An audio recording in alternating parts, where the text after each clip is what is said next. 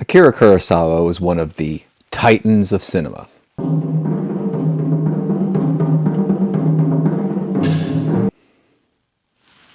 And I don't think that's going to change anytime soon.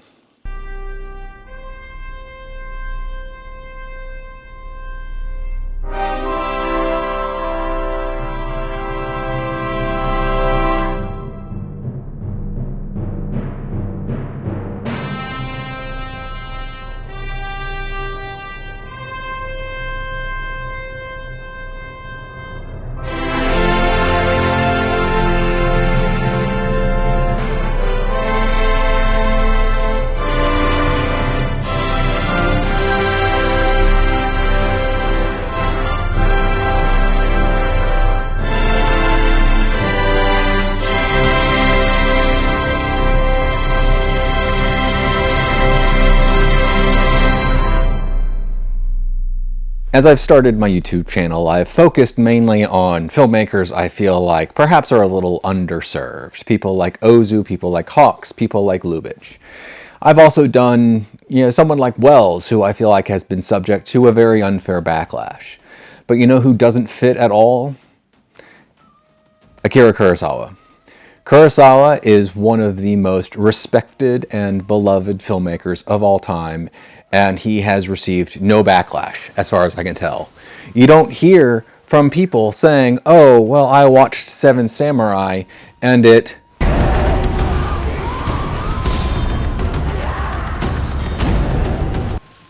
wasn't the best movie ever. Instead, they say, oh yeah, I saw the Seven Samurai, and it was great. Why is that? I think it has a lot to do with the fact that Kurosawa was just simply deeply influential in genres that people actively care about. He helped form a lot of the conventions of modern action filmmaking with movies like Seven Samurai, Yojimbo, and The Hidden Fortress, the three movies that are probably his most famous. His fingerprints are all over the original Star Wars. George Lucas was a massive, massive Kurosawa fan, and the basic plot of the original Star Wars film is The Hidden Fortress. Lucas was such a huge fan that when Lucas first rose to prominence in Hollywood because of Star Wars, it was at the moment that Kurosawa was at one of his lowest professional lows, and Lucas was able to use his connections at Fox to secure financing for Kurosawa's Kagemusha. The success of Kagemusha led to the production of Ran, and Kurosawa had his final bit of work through the final few years of his life. Kurosawa is an interesting filmmaker in that I see most clear within him a duel between the needs of art and the needs of commerce. And it's interesting because the needs are actually fairly contradictory in, especially in something like a mass media, like film, where in order to justify the very large costs of something like populist entertainment most of the time, you have to get a lot of butts in seats, and a lot of butts in seats aren't that interested in new ways of doing art. So when he does push things in really weird directions, it's amazing how often they end up working. They end up working really, really well. And it's kind of amazing.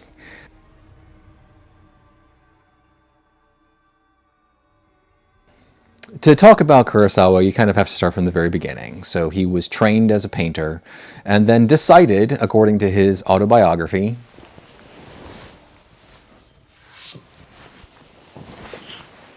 his something like an autobiography, that he was just going to try his hand at directing. Toho put out an ad for people to try out to be directors. He answered it, and he got accepted.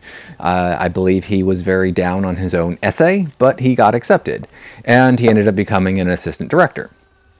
He got promoted to director during World War II, and his first feature-length production was an adaptation of a popular novel about a judo fighter, and it was a success. However, his second film was straight-up propaganda as demanded by the imperial regime in the middle of World War II. It's a little propaganda film called The Most Beautiful, about a group of women working in an optics factory who are building telescopic lenses for bombers. And I think it's his least successful film. I don't really like it. Kurosawa met his wife on the production, so he's actually quite fond of it in his recollections in the book.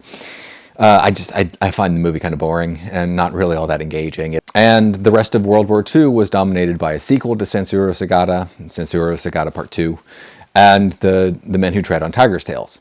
Now, The Men Who Tread on Tiger's Tails is interesting. First of all, it's one of his shortest films, but also this is a film where, in the book, as recounted by Kurosawa in the book, Yasujiro Ozu's presence on the censorship board as some form of mentor for Kurosawa was so important. It was released in 1945. Japan was losing. I believe the first atomic bomb had been dropped on Hiroshima. And they get to the censorship board meeting, and the imperial censor is ready to just tear it apart. Absolutely tear it apart. But before the censorship officer can say anything, Ozu just stands up, calls it a masterpiece, and walks out of the room. That's how powerful Ozu was. He could just demand that, and combine that with the dovetailing of the war effort in the Pacific Ocean. Ozu was able to get Kurosawa what he needed to get his film all the way through.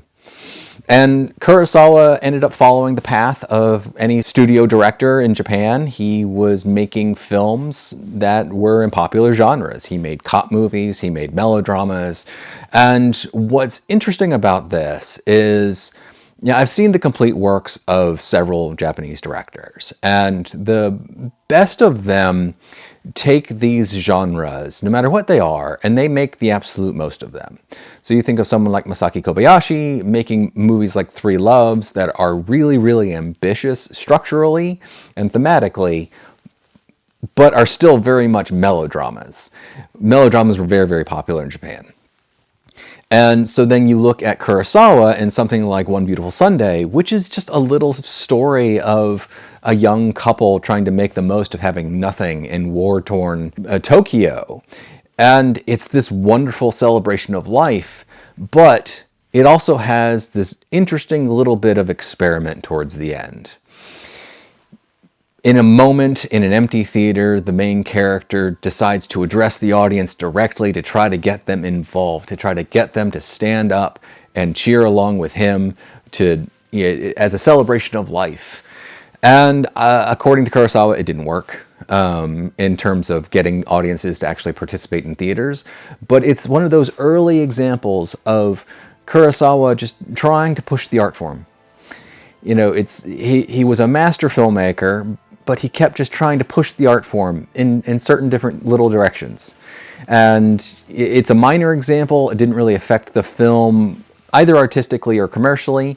And it didn't work, and he just kept going. He kept moving with movies like Drunken Angel and The Quiet Duel. Melodramas that tended to focus on the poorer aspects of Tokyo life post-war, which Kurosawa felt extreme affinity for, kind of just meshed well with everyday life in Tokyo post-war, 1947 or something, where you would still just go down the street and half the buildings would still be in ruins. That would be significantly less true in the 80s, when he would experience one of his lowest points.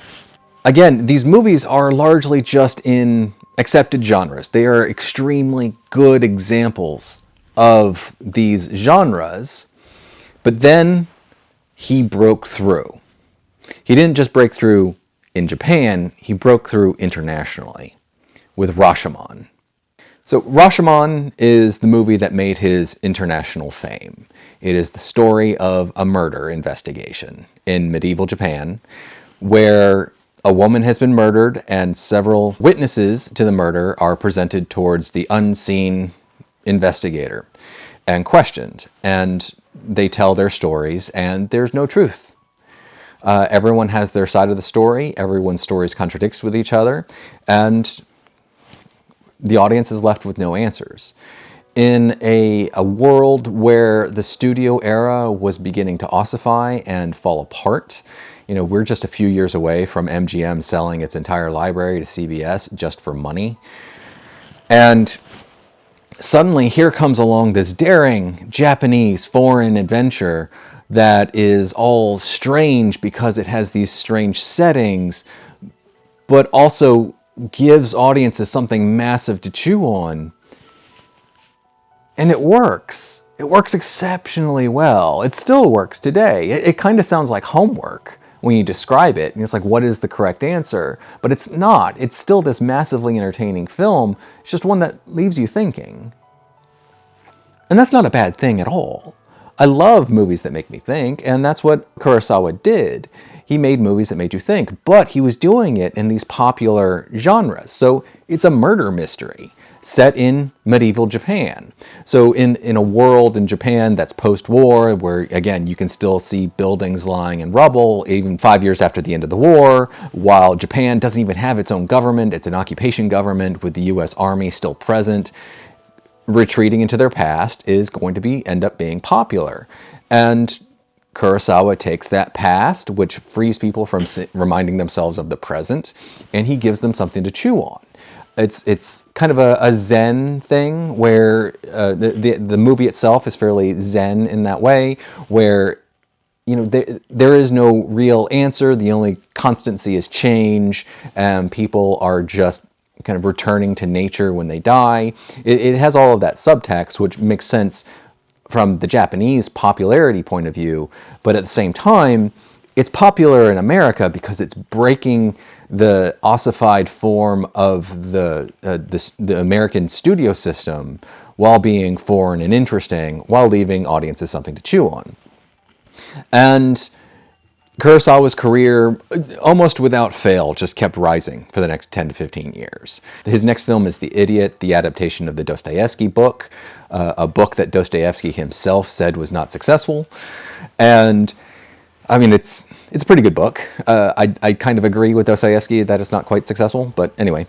Kurosawa actually took an agreement with a separate studio than his normal Toho studio to make the film. The studio ended up backing out of its promise to release the 4.5 to 5 hour version, and they made him cut it down in half. And so that was one of his low points. But it was a loan out to another studio, so it was not really kind of a killer for his career. And then he ended up following that little experiment with a different studio with movies like Ikiru and Seven Samurai. Those were his next two films. Ikiru is my favorite of his films. It's just pure humanism. It's a wonderful story of a man deciding to live late in life, and it's wonderful. Ikiru means to live. The English remake from a couple of years ago is also really good, starring Bill Nighy. I really like it, but I prefer Ikiru. And Seven Samurai, again, massive production, formed many conventions of the action spectacle, and massively popular. And we can begin to see this sort of one for them, one for me pattern developing in Kurosawa's output. So Seven Samurai, pure populist entertainment. It's 3.5 hours long, but it jumps on by, and it's real fun. It's touching. It's great. I love it. And then he follows it up with I Live in Fear. Kurosawa had essentially discovered Toshiro Mifune on Drunken Angel. He'd made him a star. He'd given him several roles in things like The Quiet Duel, which is a small favorite of mine, and obviously his star-making turn in Seven Samurai. And then he puts him in old age makeup and makes him terrified of nuclear annihilation in I Live in Fear. I Live in Fear is really good, but you are very far away from populist entertainment all of a sudden. You're feeding into very real fears. And people generally don't like to be reminded of their very real fears when they go to the movies.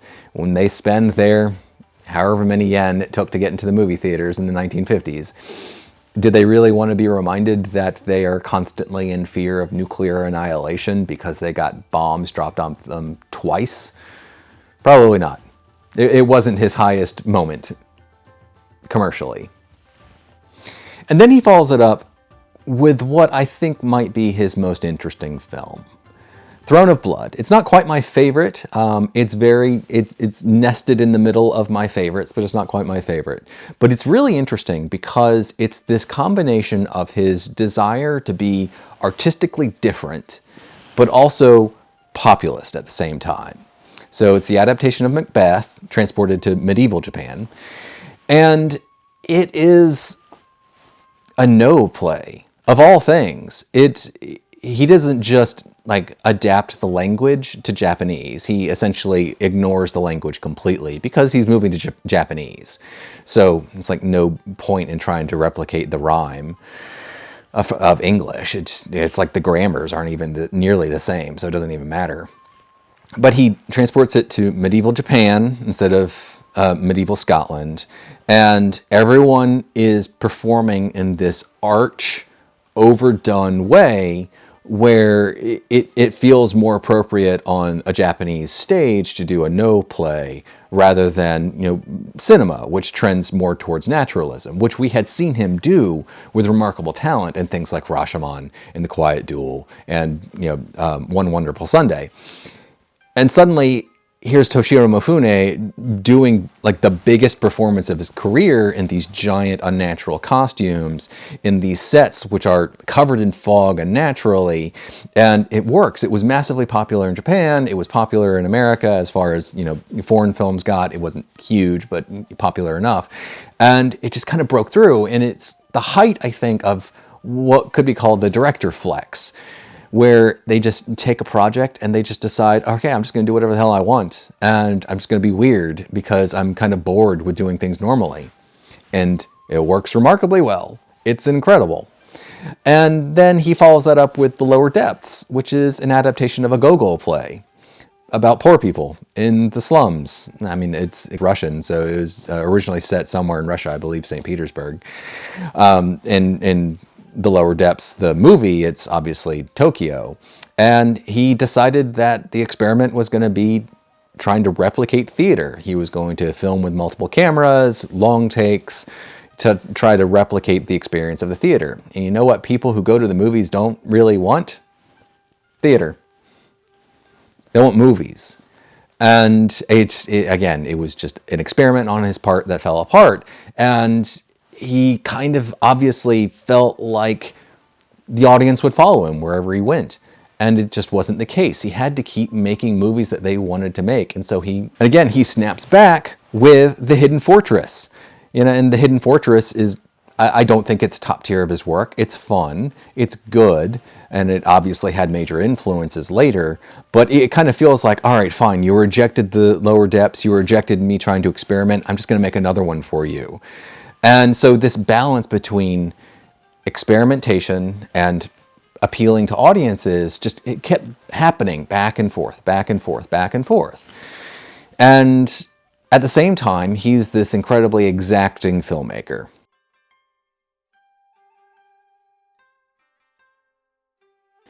Tetsuya Nakadai told a story of his first role for Kurosawa. He has one shot in Seven Samurai, and it took him more than a day to film it.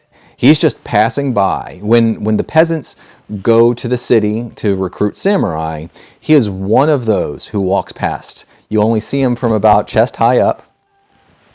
And Kurosawa kept having him redo it and redo it and redo it because he wasn't walking with confidence. Nakadai would eventually work with him again on things like Yojimbo, and he obviously starred in Ran. But the big story about Kurosawa and his exacting nature comes from Red Beard. Red Beard is the last film that Kurosawa made with Toshiro Mifune, and production lasted for 2 years. You know, you've heard of, crazy stories like Kubrick filming for 400 days on Eyes Wide Shut. That's effectively 2 years. But 2 years to make a movie is an incredibly long amount of time. And Kurosawa used Toho resources and his own production company's resources to build a medieval town complete. The Redbeard, the titular Redbeard, played by Mifune, is a doctor, and part of his doctor's office is a wall of drawers that each has a little bit of medicine in it, and every single one of those drawers was filled. So Kurosawa in the mid-60s is king of Japanese cinema. He's co-king with Ozu. Well, Ozu had passed by this point, so he's king of Japanese cinema by this point, and he demands what he demands, and everyone accedes to him. And this 2-year production pisses everyone off. including Mifune, who refused to work with him again. And the movie's wonderful. It works. Did Kurosawa need to actually build a village in the middle of nowhere? Could he have done this on sets? Could he have not filled all those drawers? Probably. But that was his process, and his process worked. It worked artistically. But when Redbeard did not make that much money, suddenly Kurosawa found himself on the outs. It's amazing how quickly you can go on the outs in an industry like this, where you have 20 years of success and suddenly you spend too much money and you piss off too many people and you're just out. Redbeard is kind of the point where Kurosawa seems to have just been so consumed with the idea that he could lead the audience anywhere. And it seemed obvious to me that he couldn't. And so spending so much money on a movie that really should not have been that big was a giant mistake. And so after Redbeard, he tried to go to Hollywood. And he was hired and he worked for a long bit on Tora Tora Tora. But he got fired. Imagine that. You know, you're Kurosawa, you're king of Japanese cinema. And you get fired from Hollywood because you're too exacting for their standards. That's a terrible situation.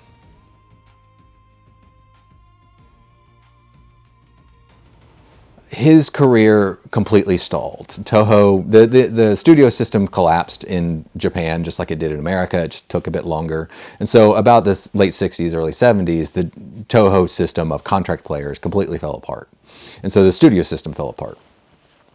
And it became the rise of the independent producer. And Kurosawa, combined with 3 other directors, including Masaki Kobayashi, formed the Four Knights. It was an independent production company. They were going to finance 1 movie per director, and they only financed 1 movie. It was Kurosawa's Dodeskadan. And it's The Lower Depths Part 2. This time in color. Yeah, it's the story, it's a collection of stories about poor people in the slums outside of Tokyo.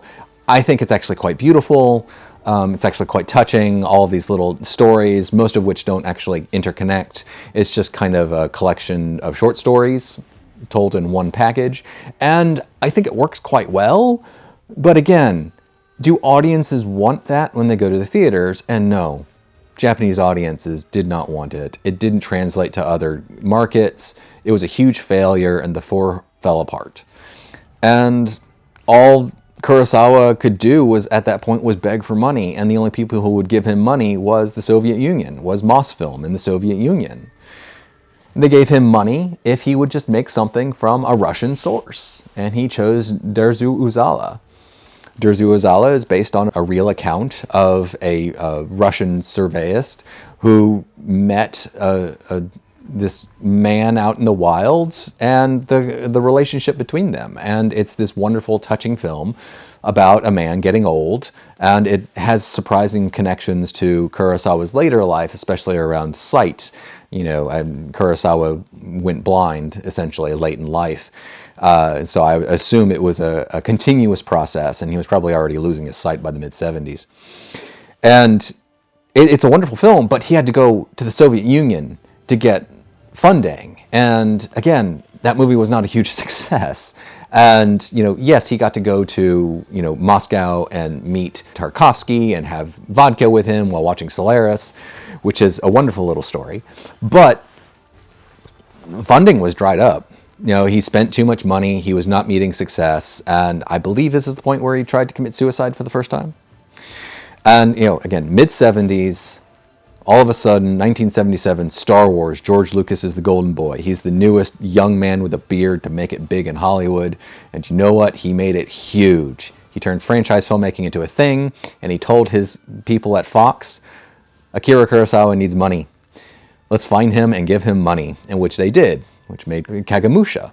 And, you know, Kagemusha was a success. He was able to turn that into funds for Ran. And so after Ran, he tended to slow down. He has 3 more movies in him. One is Dreams, which is, you know, this esoteric collection of short bits, I wouldn't call them stories, that feed into his id, and they're about regrets around World War II and fear around nuclear annihilation and certain artistic influences. So it's wonderful that Martin Scorsese has a small role as Vincent van Gogh or Vincent van Gogh in the film. But then, has a couple more. Rhapsody in August, again, about nuclear war. This time it's about people not remembering the nuclear bombs on Japan and the newer generation having to learn how to appreciate that. And then Madayayo, which means not now, not yet. And it's not his best film, but it's a nice way to go out, where it's like, I'm going to keep fighting. And for a man who tried to commit suicide twice, it's a nice little send-off for him. And so what do you do with someone like this? It's the filmography is shockingly deep. I don't think he made... I think he made one bad film. I think it's The Most Beautiful. I think it's kind of bad. People disagree, but I don't like it. But the rest of it, it's like, there are no bad films. It's a lot of good, a lot of really good, and a shocking number of great. Dude was really good at making movies. And I come to you just celebrating it. I don't really have a plea. This isn't like my Welles thing where I said, hey, please discover Orson Welles and don't let his biggest fans deter you. Kurosawa is easier. Yes, you have to get past certain hurdles. You have to get past the black and white thing. You have to get past the foreign thing, because people don't want to read their movies. And now we have the new one where everyone has widescreen TVs, and so no one wants to watch full-frame movies anymore because, I have black bars on the side, and why is that? That's just a waste. And so, there are these minor stumbles, but the reputation is so high that it's like, oh, Seven Samurai is so easily entertaining that people are much more open to discovering it. And so, it's not like Citizen Kane where their biggest fans are like, well, you don't understand the technical side of things. It's people defending Seven Samurai saying, that movie's great and it's awesome. Can you tell the difference? When you're trying to get people into things, just tell them it's good. And with Kurosawa, you're looking at this massive, massive talent. He had so many great films. But at the same time, within him, there's this constant art versus commerce battle going on that I don't think he quite understood. Adapting Dostoevsky kind of straight in The Idiot is a hard sell. Adapting Gogol at all is a hard sell. Making movies about the slums like The Lower Depths and Dodescadon is a hard sell. But that's where his passion was. And so when he found ways to perfectly mesh those passions with something like Throne of Blood, I'm just fascinated. Throne of Blood is amazing. Throne of Blood is great. I just love a couple of them a bit more. That's how awesome Kurosawa's filmography is. And so I come to this with the expectation that my audience has a certain understanding of film history, that you've seen at least a couple, that you've definitely heard of him, that you could probably name a handful without really trying. And so what I would invite you to do is to discover more. Kurosawa's filmography is ridiculously deep. It's just full of quality films. And there's nothing holding you back from discovering more. If it's been 10 years since you've seen Seven Samurai, just watch it again. Go do that tonight. Go watch Seven Samurai again. Yeah, it's 3.5 hours, but you know what? It'll fly by. Sit down with a bottle of wine and some popcorn and you'll have a good time. And I think we just need to more greatly appreciate the fact that Kurosawa was a gift to the world. From wherever he came from, he worked really hard to make very precise, wonderful, fun entertainments. And he pushed the art form in completely new directions. He worked in a host of different genres, and he was wildly successful in all of them. Heck, go watch Scandal. It's a movie about newspapermen, and it's really good. Go watch Stray Dog. It's a movie about a cop who lost his gun, and it's really good. Go watch High and Low. It's about a guy being blackmailed, and it's great. Go watch Drunken Angel, and just watch Toshiro Mifune be born as a star. Go watch Sanjuro, Yeah, it's not as good as Yojimbo, but you know what? It's still pretty good. Go and celebrate in Kurosawa. Celebrate in the fact that this man was able to find success for so long.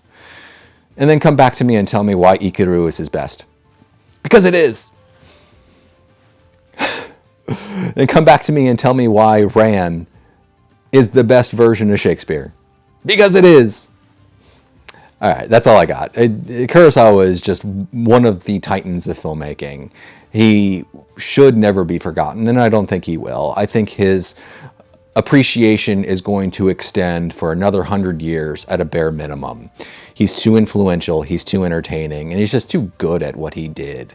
And that should be celebrated. And so here I am. I'm just celebrating a great filmmaker who made great movies. And that's all I've really got.